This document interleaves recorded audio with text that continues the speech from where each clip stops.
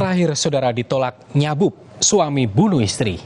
Tak diberi restu dan uang 50 miliar rupiah sebagai ongkos pencalonan jadi bupati, seorang suami tega membunuh istrinya.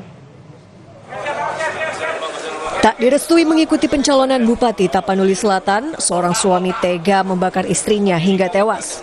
Tersangka Ahmad Yuda kesal lantaran korban tak mau meminjamkan uang 50 miliar rupiah sebagai modal pencalonan Bupati tersangka di Tapanuli Utara.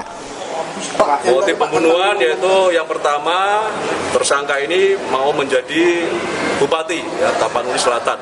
Selain mau mendapat pendukungan daripada istrinya untuk menjagokan atau mencalonkan diri menjadi Bupati Tapanuli Selatan, tapi istri tidak memberikan dukungan atau tidak menyetujui 50 miliar untuk mendukung pencalonan menjadi Bupati Tapsel.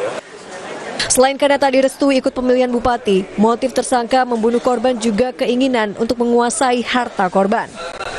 Atas perbuatannya, tersangka dikenakan pasal pembunuhan berencana dengan ancaman hukuman seumur hidup dan paling lama kurungan penjara 20 tahun. Polisi juga tengah melakukan pengejaran terhadap istri siri tersangka yang diduga terlibat dalam pembunuhan. Diki Ramadhani, Kompas TV, Batam.